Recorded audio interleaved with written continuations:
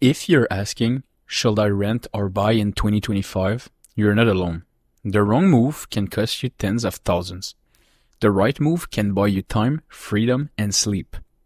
Here's what you'll get in the next few minutes. A simple decision tree. Two quick real-world examples, one in the US and one in Canada. And a clear rule. Buy only if certain boxes are checked. Housing looks wild right now, okay? Prices are sticky in many cities. Rent jumped, then cooled. Rates moved a lot in the last few years. So the old blanket advice doesn't work. You don't need a crystal ball. You need a clean way to compare. Not vibes. Math you can do on your phone. Think of 4 boxes. Time horizon, cash cushion, debt load, and monthly cost. Time horizon means how long you'll stay put. If you might move in under 3 years, rent win. Transactions, cost, and the hassle will eat you. Cash cushions means an emergency fund. 3 to 6 months of living cost in the floor. If you don't have it, build it first. Debt load means no high interest debt dragging you down. If you're carrying costly credit card balances, rent and attack that first. Monthly cost means the true all-in housing payment. That's mortgage or rent plus taxes, insurance, utilities, and upkeep. Aim to keep housing under roughly 30% of your take-home pay. Simple rule, strong buffer. Start at the top. Will you stay 3 to 5 years? If no, rent. If yes, keep going. Do you have that cash cushion? If no, rent while you build it. If yes, keep going. Is your debt under control? If no, rent and clear it. If yes, keep going. Now, compare monthly cost and long-term value. If buying pushes you well past 30%, stop. Rent and keep your flexibility. If buying fits inside that 30%, check one last thing. Use the price to rent ratio.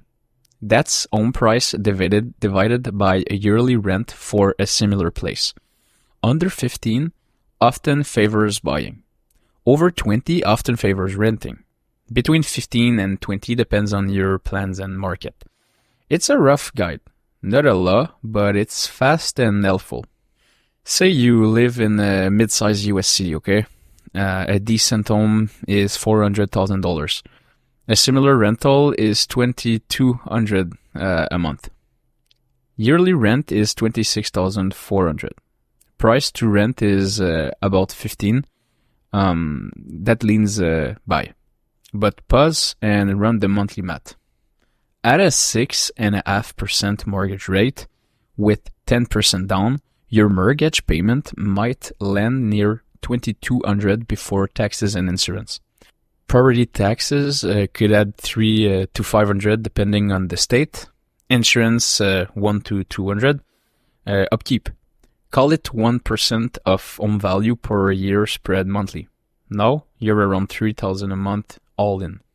Can you take home support that at under 30%? If your household brings home $10,000 a month, 30% is $3,000. That's tight but possible. If you bring home $6,000, 30% is $1,800.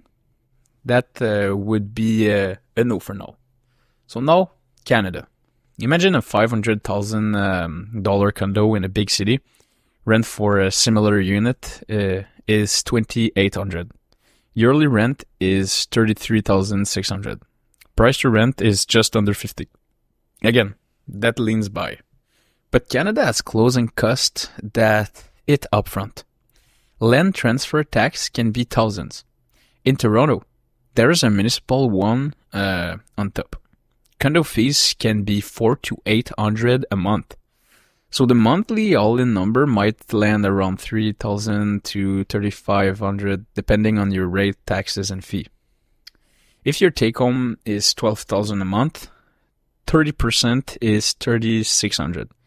That can work if you will stay long enough. If your take home is 7,000, 30% is 2,100. Renting and stacking cash may be the smarter play. Buying isn't just math. It's also stability. No landlord surprise, freedom to change the space. But renting has superpower too. Flexibility, low surprise cost, and faster career move. So ask one more question. What do you value this year? Not forever, this year. If you crave flexibility to chase work or save fast rent, if you crave roots and you clear the boxes, buy. What about waiting for prices to drop? Timing and housing market is like timing stocks. You can win, but you can also wait 5 years and miss life. Focus on what you control. Your savings rate, your debt, your skills and income, and the math in front of you today. Open your notes app. Write your take-home pay per month. Multiply by 0.3. That's your safe housing cap. Next, pull 3 listings you like and 3 rental you'd accept. Estimate the monthly all-in for buying and renting. Taxes and insurance for your area. Condos fees or HOA if there are any. Add a simple upkeep line. Now run the price to rent. Is it under 15? Over 20? Where do your monthly number land against that 30% cap? If the numbers still look close, fall back to time horizon. Less than 3 years, rent. More than 5 years, and your boxes are checked, buying can make sense. This is the quiet truth. Housing is not a race, it's a tool. Buy when the tool fits your life and your math. Rent when it doesn't. No guilt either way. Do one small thing today. Price to rent for your city on 2 places you like. It takes 5 minutes and you'll feel the fog lift. I make simple, honest video like this for people who want to control on their money without losing their life. If that's you, hit subscribe so you don't miss the next one. Drop a comment with your city and your numbers if you want feedback from me and the community. And thanks for being here. I appreciate your time, and I hope I'll see you in the next one.